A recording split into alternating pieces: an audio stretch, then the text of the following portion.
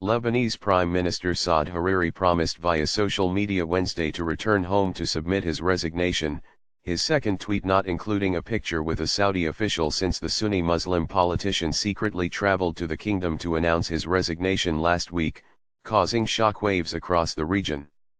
While Hariri has publicly maintained he stepped down of his own volition due to an alleged plot by Iran and its Lebanese partner, Shiite Muslim movement Hezbollah, to assassinate him, Lebanese President Michel Aoun, Hezbollah Secretary General Hassan Nasrallah and others expressed their belief that Hariri was forced to quit by his foreign sponsor, Saudi Arabia, and then detained there.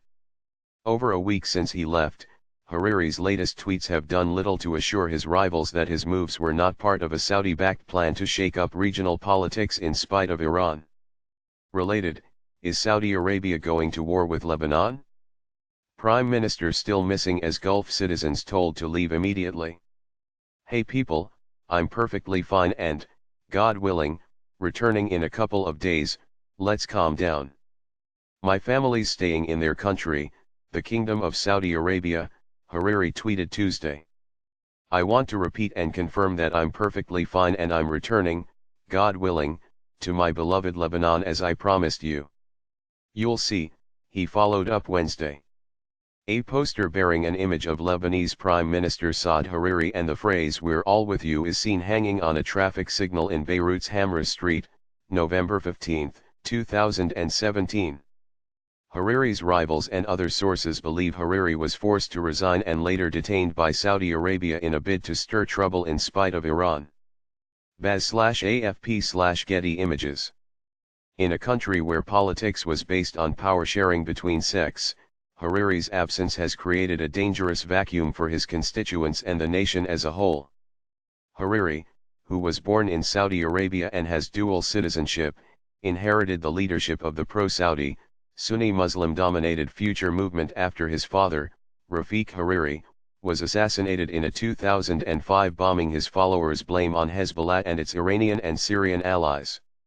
The incident led to massive protests and the eventual withdrawal of Syria, which occupied Lebanon in 1990 following a 15-year civil war between various sects and international forces.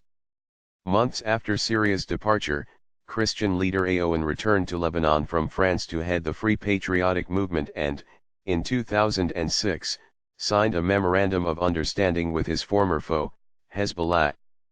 Hariri and Aoun have been political rivals ever since. After serving his first term as prime minister from November 2009 to June 2011, Hariri again found an opportunity to take the Sunni Muslim reserved position, but only amid painstaking negotiations that would see Aoun ascend to the Christian reserved presidency. Aoun was elected in October 2016, ending a 29-month vacancy, and Hariri was appointed later that December. Meanwhile, Nabih Berri, head of the majority Shiite Muslim Amal movement, remained as Speaker of the House, a position he's occupied since 1992. Hariri's sudden resignation last week, which Aoun has so far refused to accept, has once again thrown Lebanon's delicate balance of power into turmoil. Fears rose of renewed fighting between parties, such as in May 2008, when Hezbollah and its allies clashed with Future Movement and its partners amid a political crisis. To avoid fresh violence, Nasrallah and Aoun appealed for calm, but called on Saudi Arabia to immediately release the Lebanese Prime Minister.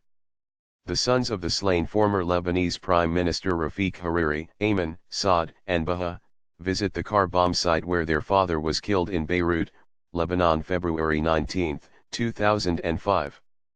The blast polarized Lebanese politics into two major blocs, one supportive of Hariri's Future Movement and its allies, and another led by Hezbollah, the Amal movement and Free Patriotic Movement, which joined in 2006, and other allies.